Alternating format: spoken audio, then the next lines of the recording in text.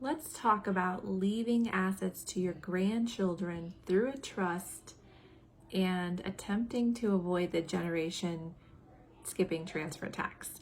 My name is Amanda Rocha. I am an estate planning and probate attorney in California, and I recently put some information out about what the generation skipping transfer tax is.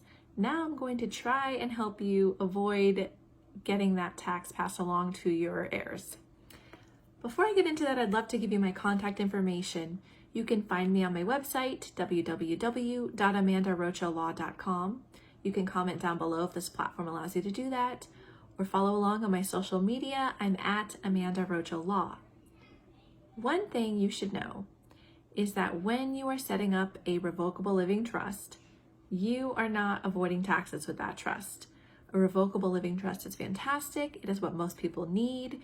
It avoids probate if all the property is put in there correctly, and it gets your property to where you want it to go, but it is not a credit shelter tax. It does not protect your assets from taxes. So how do we do that? What if you want to leave your grandchild $10,000? What do, right? Well, the good news is this generation skipping transfer tax is really targeting the wealthier people, not the average American who isn't going to have that much money to leave to everyone. So if you want to leave your children a house, your grandchildren a house, then, there's some planning we can do. Even a house does not meet, most of the time, the limits that we have to worry about. So let's just get into it. During your lifetime, there are gift taxes when you gift somebody something above the annual exclusion amount. Right now, in 2023, that's $17,000. So for each other person outside of your spouse, every other person in the world, you can give $17,000 to this year, and you will not have to claim it on your taxes. So one strategy to give your grandchildren money is to do it during their lifetime, so that you're not giving them quite as big of a gift at the end of their life. You can do that directly, or you can put it into a minor's account for them, or give it to their parents to put into a life insurance policy for them. There are lots of different things they could do with that money, but during your lifetime, you can gift them right now $17,000 each. Every year you need to double check what the gift tax limit is without filing it anywhere. If you want to give them more than that, then you'll need to file a form with the IRS when you do your taxes the following year, letting them know how much above that amount you gave each individual person.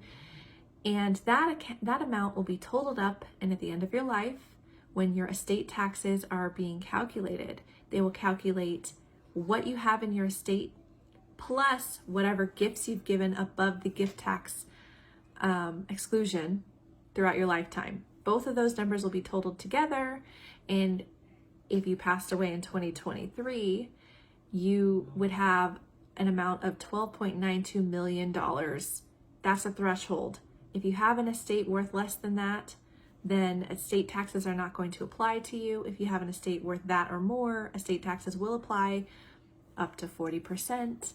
So there are ways to avoid that. If you have an estate that is approaching a taxable limit, or you think that it will in the next couple of years, let me know, because in 2026, this is going to lower most likely to 6 million or 6.8 million. It's going to depend, and we'll figure it out when we get there based on inflation.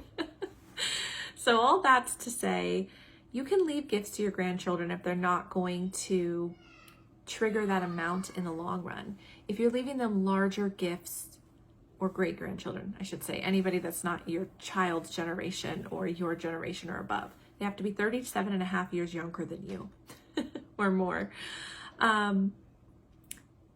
If you're not going to get to that amount and you just want to leave them $5,000, $10,000, you can do that easily in your trust. That's not a problem. You aren't going to have a tax issue with that. It's when you're leaving them larger gifts, or you're skipping your children, or you're leaving your children something and then giving a large gift to your grandchildren, is when you need to do some more tactful planning. And I'm here to help you with that. If you're in California, you can find me on my website, www.amandarocalaw.com. You can schedule a meeting with me right through my website, or you can give me a call. My contact information is on my website, and schedule a meeting that way. You can comment on this platform if it allows you to down below, or follow along on my social media. I'm at Amanda Rocha Law. Thank you.